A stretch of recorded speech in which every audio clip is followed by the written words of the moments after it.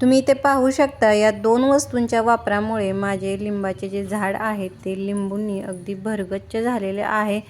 लिंबू हे अगदी गुच्छामध्ये आलेले तुम्हाला दिसून येतील।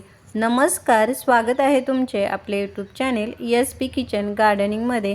आज आपण लिंबूच्या झाडावरती भरपूर असे लिंबू लागण्यासाठी घरातीलच दोन वस्तूंचा वापर हा खत म्हणून करणार आहोत। तर त्या वस्तू कोणत्या, त्याचा वापर कसा करायचा हे आपण पाहणार आहोतच। पण कुंडीमध्ये लावलेल्या या लिंबाच्या झाडाची काळजी कशी घ्यायची, त्यासाठी कोणती कामे करायची याची देखील माहिती आपण या व्हिडिओमध्ये पाहणार आहोत। तर त्यासाठी व्हिडिओ कुठेही स्किप न करता शेवटपर्यंत नक्की पहा। आणि जर तुम्ही आपल्या चॅनेलवरती नवीन असाल तर व्हिडिओला लाईक व चॅनेलला सबस्क्राईब करायला मात्र अजिबात विसरू नका। जेव्हा आपण कुंडीमध्ये हे लिंबूचे झाड लावतो तेव्हा ते नेहमी कलम केलेले रोपच लावावे, कारण कलम केलेल्या रोपावरती लवकर आणि जास्त प्रमाणामध्ये हे लिंबू लागत राहतात। बीपासून तयार केलेल्या रोपाला हे लिंबू लागतात, मात्र त्याला हा उशीर लागत असतो। जेव्हा आपण कुंडीमध्ये हे कलम केलेले रोप लावतो तेव्हा माती देखील ही चांगल्या प्रतीची भुसभुशीत तयार करावी। तर त्यासाठी 40% साधी माती, 40% मुरमाड माती आणि 20% शेणखत, थोडी हळद मिक्स करून आपण अशा मातीमध्ये हे जर झाड लावले तर झाडाची वाढ ही चांगली होतेच, पण झाड हे लिंबूंनी अगदी भरून जाते। लिंबूच्या झाडावरती भरपूर लिंबू लागण्यासाठी आपण ज्या दोन वस्तूंचा वापर करणार आहोत त्यातील ही जी पहिली वस्तू आहे ती म्हणजे ह्या कांद्याच्या साली आहेत। कांद्याच्या साली या झाडांसाठी खत म्हणून खूप छान काम करत असतात, कारण या सालीमध्ये हे सल्फर, झिंक, पोटॅशियम यासारखे घटक हे मुबलक प्रमाणामध्ये असतात। त्यामुळे आपल्या झाडावरती जास्ती फुले फळे लागण्यासाठी ही मदत होतेच, पण झाडावरती कसल्याही प्रकारची कीड ही लागत नाही, कारण कांद्याच्या या सालीच्या उग्रवासामुळे मातीमध्ये बुरशी कीड ही कमी प्रमाणामध्ये ही लागत राहते।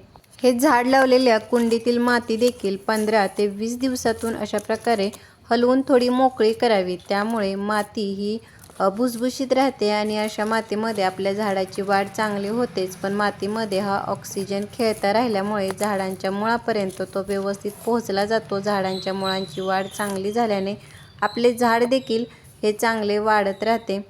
या झाडाला पाणी देताना देखील अगदीच कमी किंवा जास्त न देता कुंडीतील मातीमध्ये हा ओलावा राहील इतपत पाणी द्यावे, आणि पाणी देताना हे नेहमी कुंडीतील माती हे चेक करून, म्हणजेच वरच्या बाजूची जी माती आहे ती 1.5 ते 2 इंच ही कोरडी होईल तेव्हा झाडाला या पाणी द्यावे, आणि पाणी देताना देखील ही शेवटच्या मुळापर्यंत व्यवस्थित पोहोचेल इतपत भरपूर असे हे पाणी द्यावे। लिंबूचे झाड हे एक सन लविंग प्लांट आहे, त्यामुळे याच्या वाढीसाठी भरपूर फुले फळे लागण्यासाठी या झाडाला भरपूर सूर्यप्रकाश मिळणे देखील हे आवश्यक असते। त्यामुळे जेव्हा आपण हे झाड कुंडीमध्ये लावतो तेव्हा कुंडी अशा ठिकाणी ठेवा ज्या ठिकाणी या झाडाला दिवसभर भरपूर असा सूर्यप्रकाश मिळेल।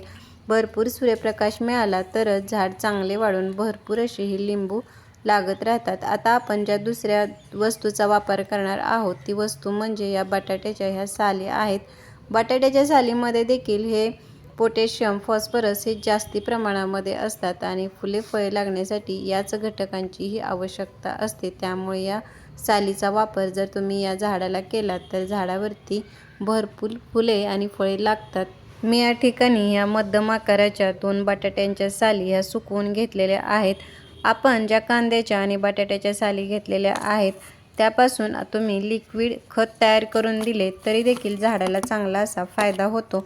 आता या ज्या साली आहेत त्या मी या मातीमध्ये मिक्स करून देणार आहे। तर त्यासाठी कुंडीतील माती ही थोडी बाजूला करून त्याच्यामध्ये 2 बटाट्याच्या आणि 2 कांद्याच्या साली या मातीमध्ये व्यवस्थित मिक्स करून घ्यायच्या।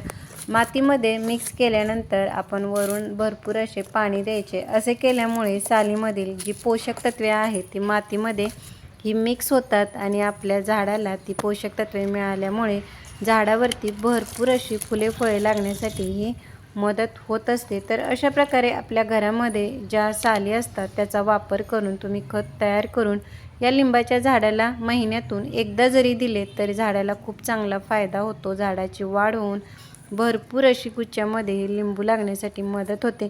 तर कसा वाटला व्हिडिओ मला कमेंट बॉक्समध्ये नक्की सांगा। भेटूयात पुढील व्हिडिओमध्ये, तोपर्यंत बाय।